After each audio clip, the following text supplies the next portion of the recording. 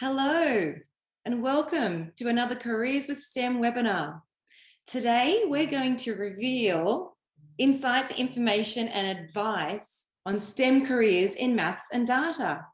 If you're joining us live, please get your questions ready. We have a stellar lineup of impressive maths and data professionals who are standing by to share their career paths and answer your questions.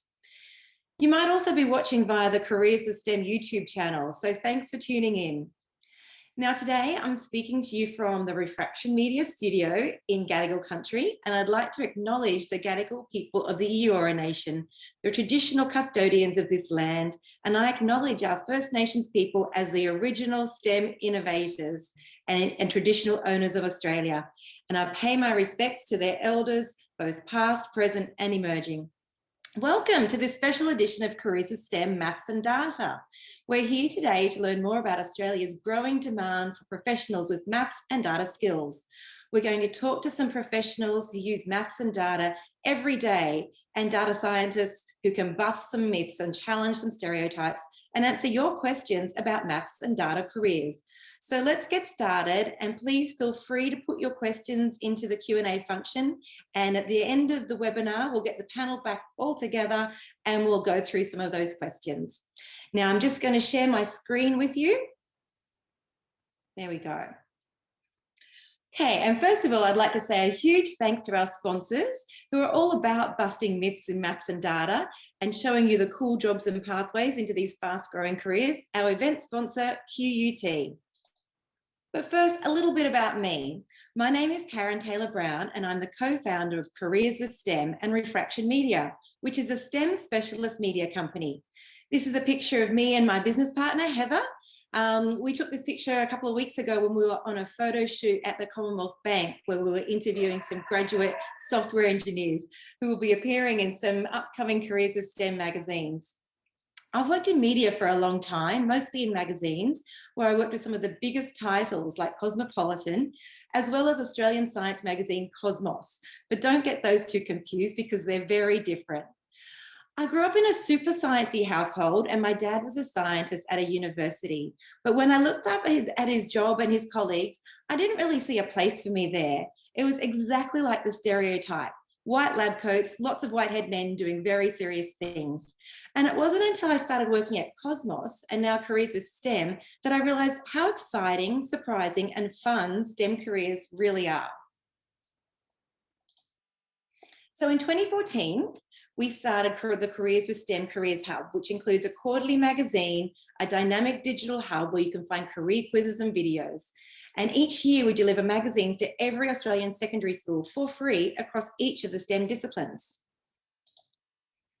We also do special editions like space, resources, cybersecurity, and we've just released an Indigenous issue as well. At Careers with STEM, we believe that everyone should have equal access to build a better future. Many of tomorrow's careers will combine STEM skills with other areas. We call it STEM plus X, like technology plus fashion equals 3D printed clothes. Maths plus sport equals footy statisticians. STEM jobs are growing at almost 2 times faster than other jobs, yet enrolments in STEM degrees and courses are growing much more slowly and even declining in some cases. So we'd like to change that. We also manage the Careers with STEM website, where you can find updated news, videos, and do career quizzes.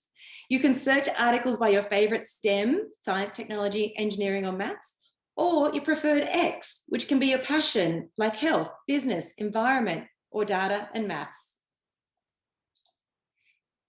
And last month, we launched the latest edition of Careers with STEM, Maths and Data. So today we're going to unpack this issue and learn more about the growing demand for maths and data skills.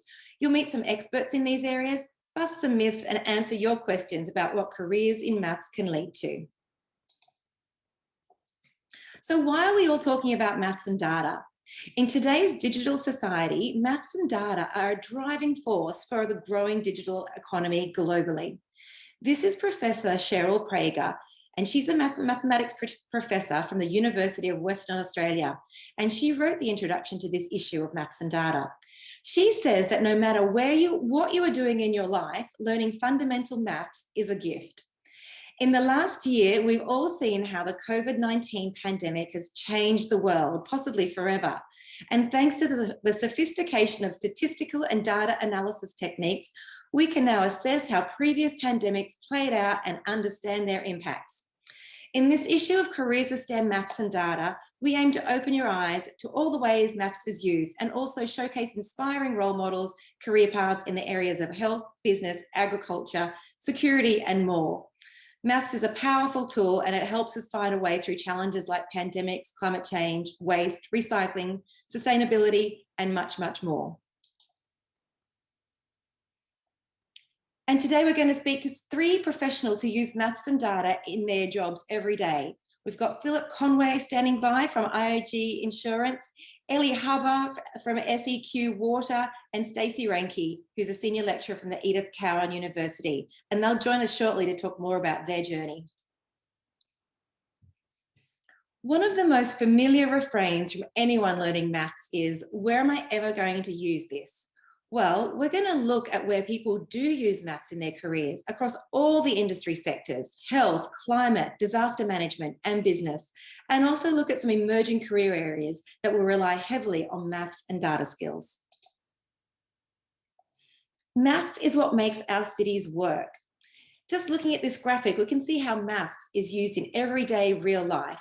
For example, trigonometry. Construction workers use trigonometry to calculate the best way to build projects that are safe and stable. There's biometrics. Did you know that if you unlock your smartphone using your face, you're using maths? Facial recognition relies on biometrics, body measurements, and calculations related to human characteristics to verify identities. There are algorithms.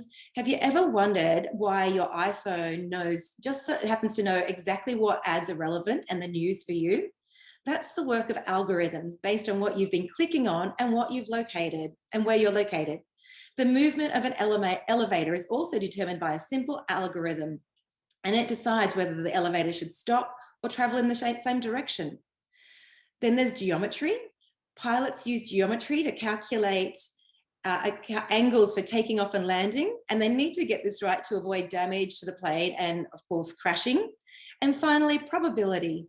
For example, in weather forecasting, it's all about probability, especially when it comes to rain. It's the probability of precipitation, or the chance of rain, and it's calculated from the product of 2 variables, confidence and affected area.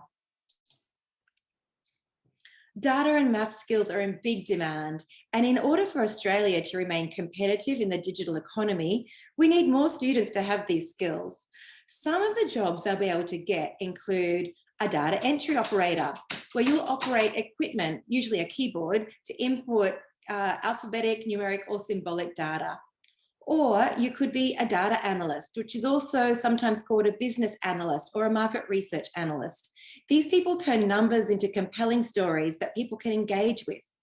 Data analysts use the tools of data engineers to analyze, report on what they find, and they identify trends, create charts, and visual representations of the data. There's data scientists who make hypotheses and evaluate using scientific principles. And finally, data engineers. These professionals deal with millions of data points and manage the storage of data. Data engineers design, build, and maintain the infrastructure needed for data generation, including tidying up raw data to make it readable and useful. But maths isn't just about solving complex equations, it's also about saving lives. From deciding to stay at home to wearing a face mask on public transport, maths helps us make decisions that keep us safe during COVID-19 pandemics. Mathematicians use maths to estimate how quickly diseases can spread throughout the population, and this helps governments and public health officials make big decisions to slow the spread. There are many ways that math skills can set you up for a successful career in health. And here are 4 jobs in public health that need maths. Number 1, vaccine scientist, one of the most important jobs on the planet right now. They develop, trial, and execute effective immunization programs. Number 2, epidemiologist. They collect, dissect, and summarize data, uncovering life-saving insights. Number 3, a medical lab technician who work alongside physicians in hospitals or clinics, and they carry out tests to diagnose and treat patients. They might collect blood samples, perform blood counts, or carry out tests to determine blood type. Maths is key when they perform tests like blood count breakdowns and when issuing dosages and prescriptions. And finally, biostatistician. These people fuse science and statistics, and they split their time between designing experiments and the dissection of data. This is James McGraw, who's a professor of mathematical biology at the University of Melbourne. You might have seen him on the TV recently. He's often in the news reports about COVID-19. He says maths, statistics, and computing have all proven critical to managing the pandemic. When James says he's always loved maths, it wasn't until after he finished his PhD in physics that he discovered how it could be applied to health. Now he works alongside health professionals, doctors, and clinical scientists on Australia's response strategy to COVID-19. He says they all rely on mathematics to do the job of helping reduce the spread and keeping Australians safe. And now I'd like to invite one of our panelists, Stacey Reinke, to join us. Stacey is a senior lecturer for Edith Cowan's new Master and Graduate Certificate of Data Science course. Stacey draws on maths, statistics, and computer science so students can learn to extract knowledge and insights from all types of data. Stacey's also an expert in clinical and biomedical metabolomics. And when she's not teaching the next generation of maths leaders, she can be found searching for chemical patterns in conditions such as asthma to understand best how to treat patients. She also works on designing better ways to find these patterns, which has become a passion, and that's where the maths comes in. So Stacey, I'd like to unmute, put your video on, and let's have a chat. Hi, Karen. Thank you for inviting me to this. Oh, you're very welcome. I'm really curious to hear more about what you're doing in your everyday job, but also how did you first become interested in health and biology? Yeah, that's actually something that goes back to my childhood. So I grew up in rural Canada in the prairie provinces, and my dad was both a high school biology teacher and an avid fisherman. So I remember the cold winter days that he would come home from ice fishing and he would be cleaning the fish in our garage. And those were my first biology lessons. So we were dissecting the fish as my dad was cleaning them, and he would show me what the fish were eating and taught me about the swim bladder and let me play with the heart. So I think from a very young age, I was really excited about biology and how living systems worked. So after that, I obviously developed this interest in biology, and I was really excited about it, and I was excited about medical research. So I went to do a Bachelor of Science in biology and chemistry. And from there, I was inspired by one of my lecturers to pursue biochemistry. So I got really excited about biochemistry, how metabolism works. And I actually ended up doing a PhD in biochemistry. So I came from completely a non-maths background, but I started to work with a lot of biochemical data, and I needed to analyze those data. And that's really where the data analysis and the math started to come into practice. And so since then, my focus has been integrating both biology and maths and stats and data science to actually understand these patterns of what we're detecting in biology. Fantastic. I can just imagine that, dissecting frogs in the garage. What a fantastic introduction to the world of science and health as well. It was. So did you have to do any special activities to catch your maths up? Since your interest started in the biology and the sciences side of things, was your maths at a level that you could easily incorporate that into your work? Yes and no. So the system is obviously a little bit different in Canada with respect to high school. But I took the kind of the higher level maths in high school. I chose not to do calculus in high school, and I took it at university. But of course, I didn't really see an application to it, so I just kind of went through it and didn't really see the relevance of it until later. I also took introductory statistics in my undergrad. So to a certain extent, I had some of that background, but I think when I started analyzing my data, I had to revisit the stats, because all of a sudden it became relevant to me. And what I did have to catch up on were the more advanced topics. So things like machine learning, as an example. Now, this is something that wasn't really put into place in education back in my day, but it's now something that we teach at university at the undergrad and postgraduate level. Mm-hmm. So what would you say to a high school student who, like you, has an interest in science and biology, but is worried their maths isn't strong enough? What advice would you give them? Yeah, I think I would say if you're doing any maths, and you sometimes it's hard to see the relevance of it, but I would say just see any opportunity that you have to learn and try to take that. I certainly I did reasonably well in maths and I enjoyed it, but again, it was very theoretical for me. But now I kind of look back and I think, well, I wish I would have actually kept up with it. So I think if you're struggling with maths a bit, I mean, just try to have confidence in yourself to do it, but don't despair that just because you don't have that higher level maths, it doesn't mean that you can't go into this type of a field. We certainly do have, at least at ECU, we do have units that students can come in to kind of catch up in their maths if they're not strong at it. Excellent. I think that'll give a lot of students a lot of confidence, and also the understanding that they don't have to be good at everything. They just need to pursue their interest. Yeah. How did you find it when you first started university in pursuing those interests and balancing that with your requirements?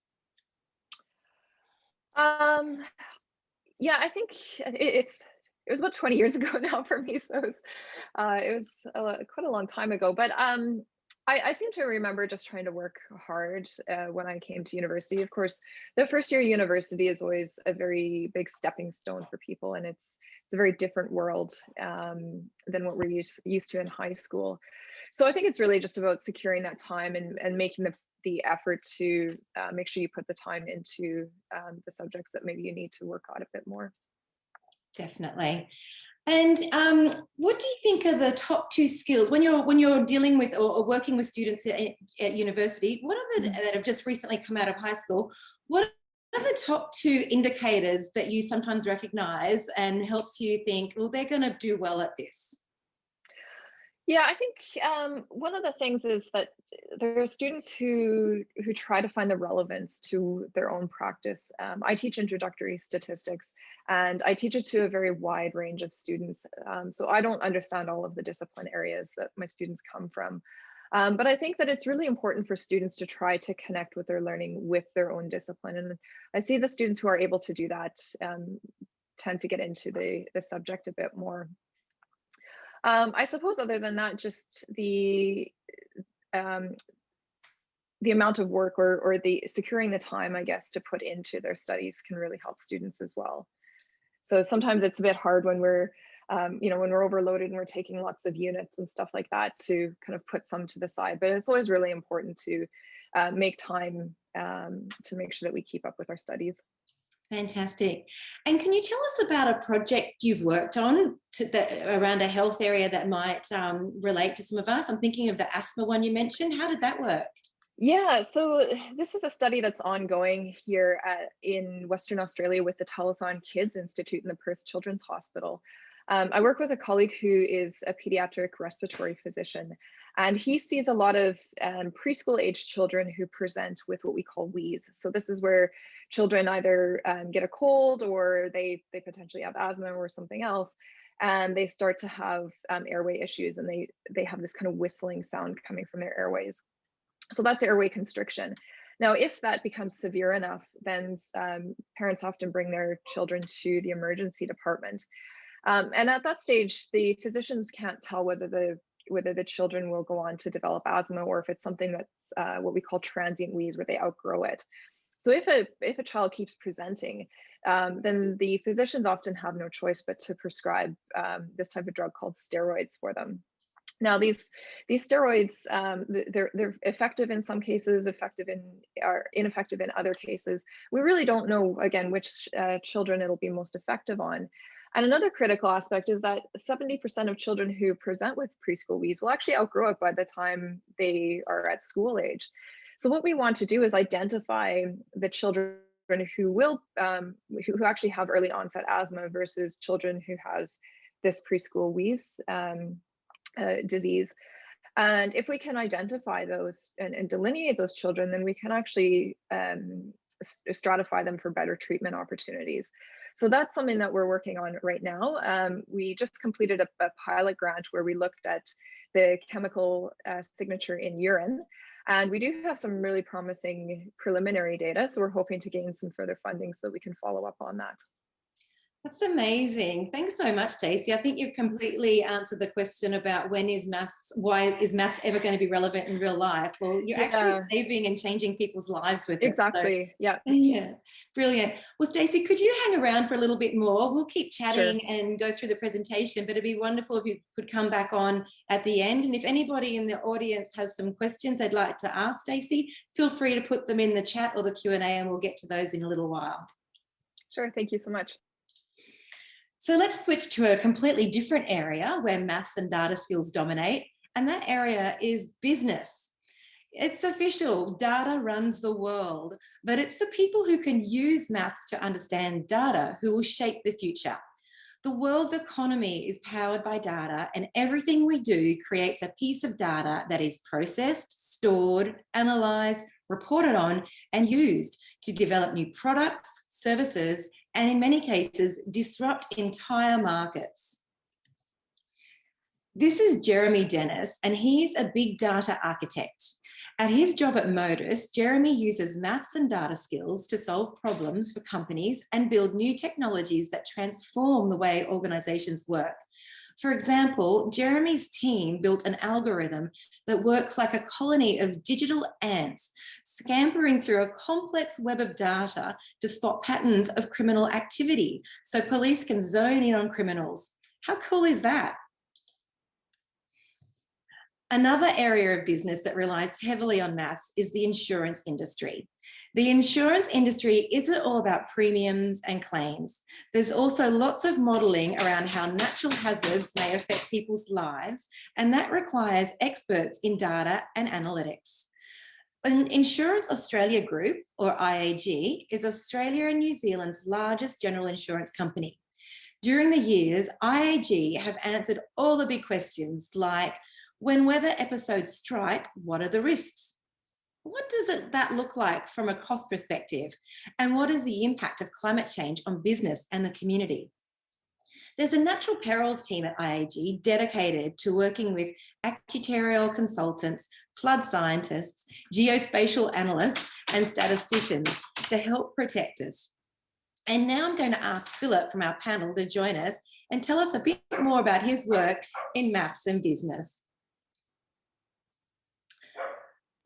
So while he's unmuting, Phil, I'm just going to give a bit of background about you.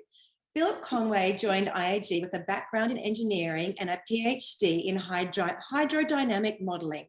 His unique skills now help him in his roles as a perils pricing manager, where he leads a team with expertise in actuarial sciences, engineering, catastrophe modelling to develop the infrastructure necessary for delivering peril pricing engines.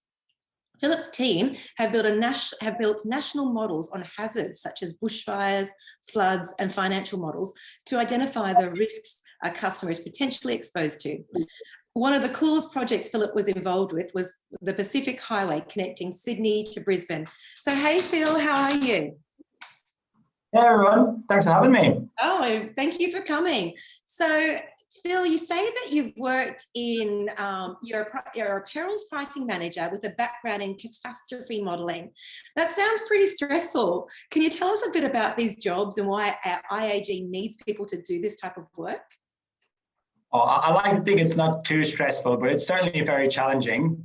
Look, the main reason we need these models is if you think of these natural disasters, and you hear all about them, thankfully not all the time, but quite often in the news. So we had these big floods, say in the Hawkesbury and Nepean last month. We also had some cyclones that had hit northern Queensland that you hear about the news. You might also hear about the devastating earthquakes that impacted New Zealand in Christchurch in 2010-11, and again in Kaikoura in 2018. So these are natural disasters that are all around us, and obviously the big ones as well last year, the bushfires. And so as an insurer, our role is to really quantify that so that, first of all, when they strike, it doesn't come as a huge surprise, and we're prepared to respond to that, whether it's rebuild the houses for the community, whether it's deploy suitable capital. These things can be quite expensive. So the Christchurch event, for example, cost $40 billion to the industry. So we had to make sure there was enough money in the accounts to pay out on those. And so our role is to build models that simulate these natural disasters, quantify how big they will be, and then when it happens, how to best respond to it. So that's what my team is tasked with. And yeah, it's, as I said, it's pretty challenging, but at the same time, it's very interesting, thankfully. Challenging, and also supporting the community as well by being able to replace all of those things at times of disaster. Now, I mentioned before that you said one of the coolest projects you worked on was the Pacific Highway project. How did the maths come into that project? Yeah, look, and you mentioned, it's a bit of a mouthful, the PhD of hydrodynamics, but very simply put, that's just the computer modeling of how water flows down certain areas, around bridges, etc. And if you can imagine a big highway like this one that goes all the way from Sydney to Brisbane, it goes across a number of valleys and creeks, and the water wants to go somewhere. So when you put a road across it, it tends to either backfill or flood places that didn't flood before. And so the role of our modeling is to make sure that we give a place for that water to go. And we have these pretty sophisticated computer models. It's calculations and mathematics involved in every one of those little cells in the domain to make sure that we have, for example, when we design a bridge, has enough clearance so that a river can get underneath it and go to the ocean where it likes to go. Again, there's a number of equations used in solving these. They're very complex, and I'm happy to go into it. But long story short, maths, when it's used in that way, is tremendously powerful. And it leads to a real world impact, which is when you drive, and when I drive up to Brisbane, which is not too often these days, but occasionally do, you see these bridges that you had a role in designing. And that always kind of leaves a little warm and fuzzy feeling about the impact that, you know, some of the work has done, has contributed. Definitely. And that drive is getting better and better every time I do it. So thanks to all the people involved with it. Now, you work in a perils pricing team. Can you tell us about some of the other skills that are helpful within that team? Yeah, sure. Look, there's the thing about insurance is it's a very, very big, disparate place with disparate sets of skills. And that's what's really exciting about it. So if I look at my team, my background is engineering. We also have actuarial scientists whose expertise is around statistics and quantifying risk.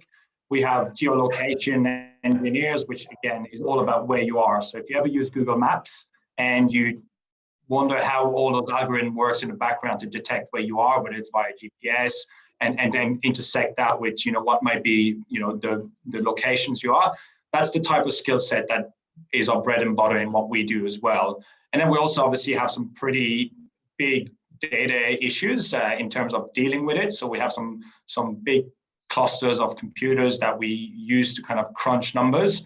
I see you covered some of the big data uses of maths, and believe it or not, a lot of it is all mathematics in those algorithms. So yeah, we have all those skill sets within the team, and yeah, it really ranges. It's very broad.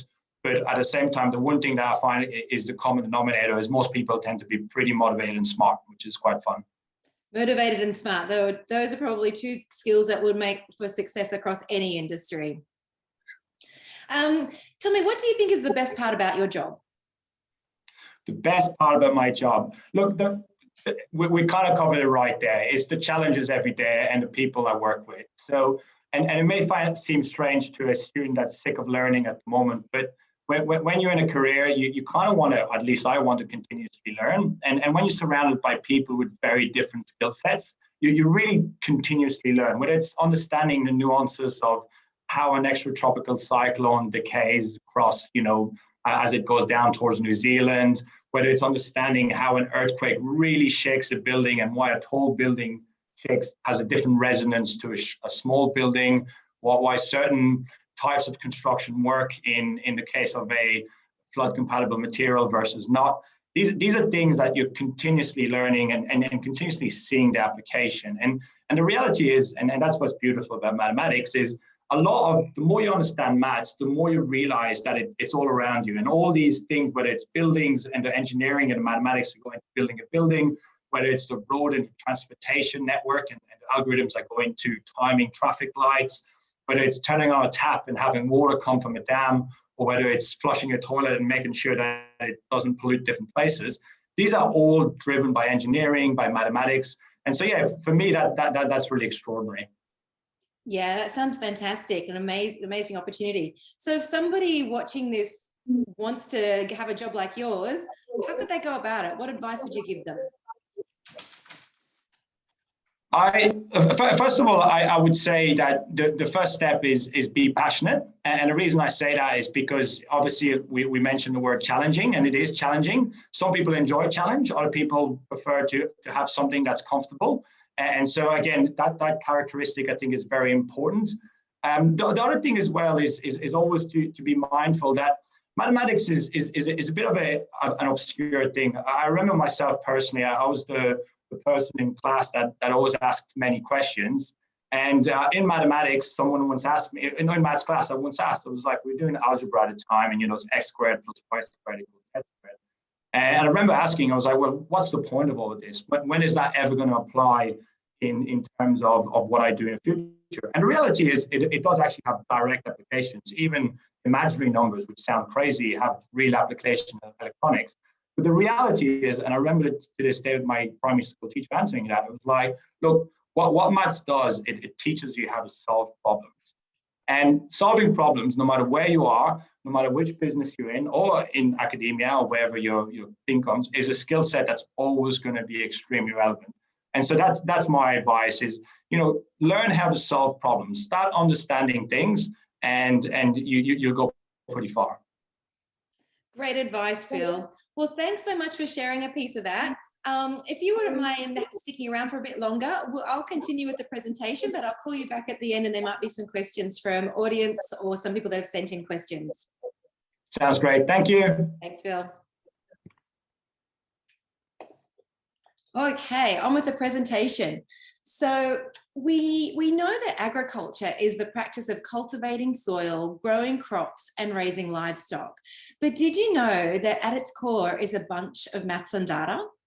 Agriculture also relies on a range of data sources. Think weather and climate data for forecasting, sensor data for information on soil, temperature, humidity, rainfall, sunlight and farm equipment.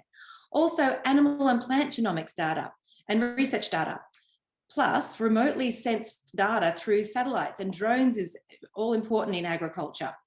So if you're interested in agriculture and you like maths, some career options for you might include water and irrigation engineering, soil science, plant and crop physiology, which is used in agronomy and horticulture, agricultural education. You could be teaching the next generation of high-tech farmers. There's biosystems and animal science careers. If you think this is for you, one way to start your agriculture journey is by getting involved in a citizen science project where members of the public contribute to real-world research. This will give you the opportunity to actively contribute to research initiatives while gaining cool new skills and knowledge. It's also awesome for building communities and connections. For example, the University of Sydney has a real-world research project that evaluates soil health by using a tea bag and offers students a chance to get their hands dirty and learn the importance of maths in soil science. This is Kate Helsted. She's a mathematician from Queensland University of Technology, and she is researching how different regulations might influence farmers' decisions and ultimately change their behaviour. She says the choices farmers make on their land, such as how much fertiliser to use and what they do with their rubbish, will have an impact on water quality and could also speed up the decline of the Great Barrier Reef. Kate works with a multidisciplinary team that includes social scientists, economists, behavioural scientists, and they model different policies on how farmers work their land. And it's the maths that helps balance our needs with the biodiversity conservation. Ellie Hubbard is also a graduate from QUT, and she uses maths to manage bulk water supply, which she says will be the next big challenge of our generation. I'll ask Ellie to join us and unmute and switch the video on, but I'll just tell you a little bit more about her before we start our conversation. So Ellie is the Principal of Operational Risk and Assurance at SEQ Water in Queensland. SEQ Water is the Queensland Government's bulk water supply authority that is responsible for delivering safe, secure and cost-effective bulk water supply for more than 3 million people across southeast Queensland. Ellie helps the organisation make better decisions through understanding uncertainties and their effect on strategic objectives. Math skills are fundamental to this and enable her to establish an aligned view on what matters most across the organisation, such as building a new dam or temporarily shutting down a plant. Ellie studied maths and engineering at QUT in Brisbane and spent 8 years working in design and construction before moving into risk management for asset operations. So, hey, Ellie, thanks for joining us here. Welcome. Hello, thanks for having me. You're welcome. So Ellie, you're a Brisbane girl. Can you tell us where you went to school? Yes, I'm a Brisbane girl. I grew up on the north side of Brisbane. I went to high school at All Hallows in the Valley, so had a bit of a mix of people from across the city. And I went to university at Queensland University of Technology, or QUT, in Brisbane also. Excellent. And cast your mind back to when you were at school. What do you remember being your favourite subjects? Obviously maths. I really loved maths. I liked the sort of binary outcomes, or what I thought to be right or wrong at the time. But I also loved art as well. So I studied both the sort of maths and science and art all the way up to grade 12. So and liked art for the opposite reason, that there was an unknown answer and you could explore as much as you like with it. Oh, that's a great combination. And you were pointing out your artwork in your background actually as one of your COVID projects, which is stunning. Yeah, and I think there's really many advantages of having that diverse lens of often when you think of people who have STEM skills, they can be put into a box of being a certain type of person. But I think when you dig a little bit deeper, we all have diverse skill sets, and often there's that creative side of people who are interested in STEM also. Definitely. So Ellie, your first job was at the engineering company Oricon, working in design and construction. Yes. How did you get that job? I originally applied for a student vacation work. So I worked for Oricon as a student over Christmas holidays. And I did that for the 2 years that I was still studying, and stayed on part-time, so that when I finished and graduated, I was a full-time position. So it was quite a nice, smooth transition from uni life into a full-time work environment. Yeah, definitely. It's good to have those transitions like that. And when did you decide to start to focus on water as part of your career?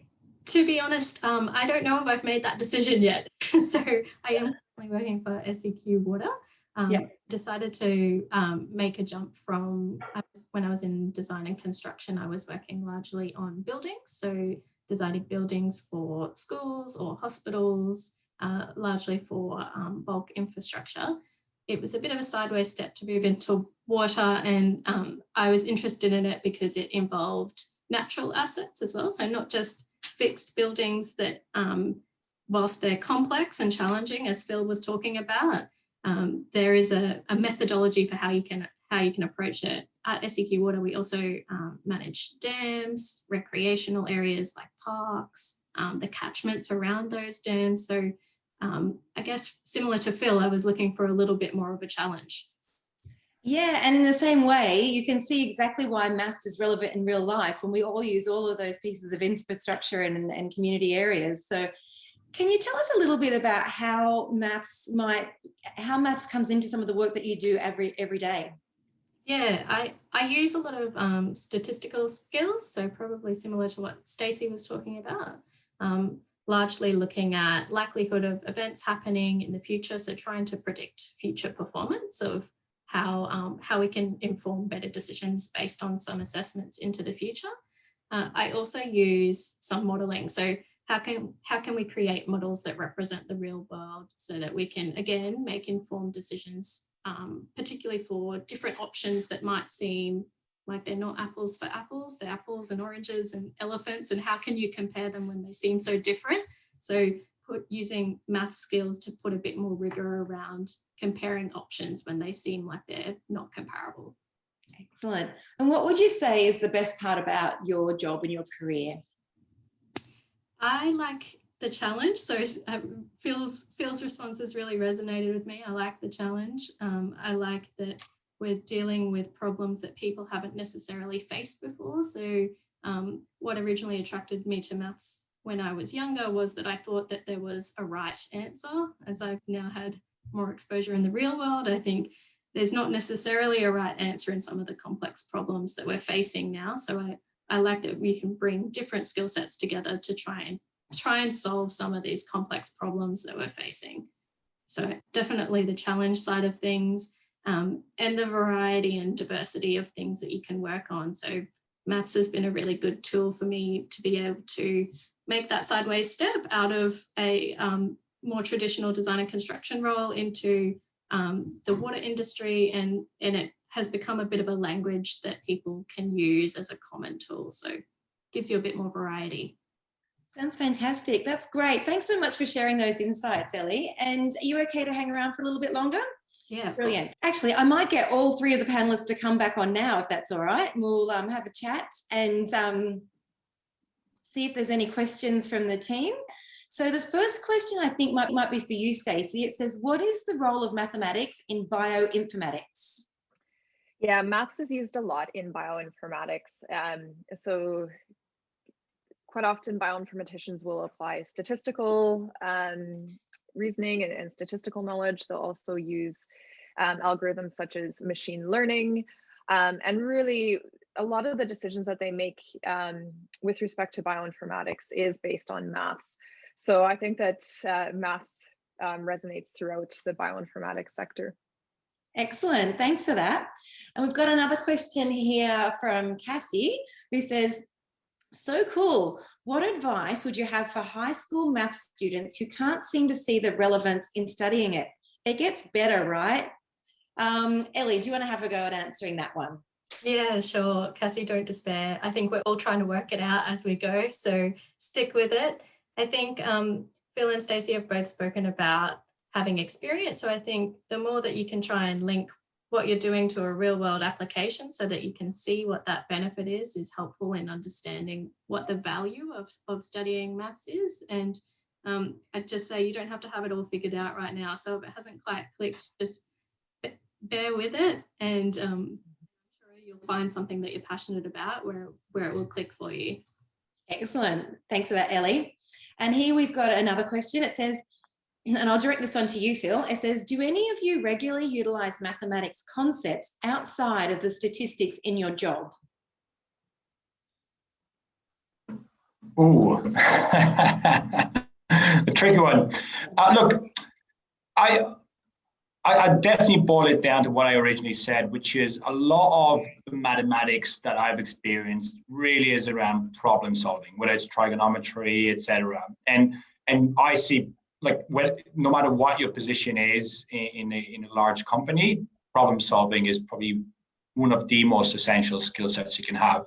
Whether it's someone that's just working directly with the data, and again, if you think of big data, a lot of it is like, averages, it's sum, it's divisions, it's your very fundamental mathematics. It's just done on a very big scale, right? So if I write an algorithm that's going to query sometimes the billions of data sets and data points we have, it goes up now in the trillions. A lot of it is very simple mathematics happening in the background, right? So you have the API, but ultimately speaking, what's happening is it's just saying, sum all these rows, divide by this other row, join this one with that one. We even on the GIS side, a lot of it might be if you look at Google Maps, right? A lot of times when it gives you information, what's actually happening, it's a nearest query, right? It's going, hey, what's the nearest information point? And that nearest query is simple mathematics. It's saying, hey, look at what all the informations are. What's the distance? And there's a calculation happening. So it's called a longitude and a latitude. And that longitude latitude is actually a coordinate. And if you ever go on maps and you go, what's here, you'll actually see the long lat of that location. But essentially then that location is kind of going through all the different things, saying how far are you? And if you have a drive time on your Google Maps, again, it's the same principle. These are mathematics happening in the background. So these are real world applications in terms of the direct maths. But then if you go, even as you work way up, whether it's management and stuff like that, it's still mathematics. Whether it's problem solving on on kind of trying to reconcile the numbers, whether it's trying to negotiate certain deals, which will again involve quite a lot of maths, or just the sheer kind of like problem solving aspects of having an issue with a number of different kind of constraints that you go through. So I guess it gets from the direct application all the way to the abstract. And I liked Ellie's point about connecting it to a real world example. I mean, mathematics is actually everywhere, in my opinion. At least I see it everywhere. Maybe I'm a bit strange, but ultimately, if you can kind of like say, hey, look, this is a real world application, and again, whether it's a building design and the loading of it, whether it's the kind of mathematics and physics, engineering is kind of that link between mathematics and the real world. I think it's kind of that translation where you go, okay, mathematics is fundamental, you didn't get physics, and then you get engineering. And there's a bit of a fudging that happens between there. But if you can kind of use those kind of next stages to link the three, I think that you'll find a lot of real world examples yourself, above and beyond what I could come up with. No, that's great. That's really good. And I think we can safely say that today we have busted some misconceptions around how people use maths in real life, how it's relevant in real life. And we've also distilled some of the key strengths about these careers, which are things like problem solving, predicting future performances, thriving on challenges, diversity and variety. So I'd like to thank all three of you for joining us today, for being here to share a little bit more about your day-to-day careers, how you incorporate maths, for being a part of the magazine, and wish you all the best with whatever's next. And I'm sure it's going to be exciting. And I think you've played a great role in inspiring some of our future mathematicians to stick with it. So thanks very much. And I'll just jump back into the presentation and finish off. So today we've learnt that there's a real global demand for mathematicians. With more data than ever before, maths really lets us understand and manipulate that data. Maths and mathematical skills helps us solve the problems of tomorrow. So I'd like to thank our sponsors, QUT, who give their students powerful mathematical analysis tools and a real world focus. And they also balance theory and practical skills. And if you'd like to find out more about the three individuals we had here today, you can grab your copy of Careers in STEM Maths and Data and read a little bit more about their stories and more stories across maths and trades, maths and security, maths and society, and maths and education. You can either grab it from your school career advisor's office, or you can go to careerswithstem.com and have a look at the e-edition. And continue to look out for our future issues. The next issue we've got coming out is Careers with STEM Engineering, which comes out in July, and that'll have similar people busting some of those myths and inspiring our students about pursuing careers in STEM. So I'd like to thank you for joining us, and yeah, look forward to seeing you next time.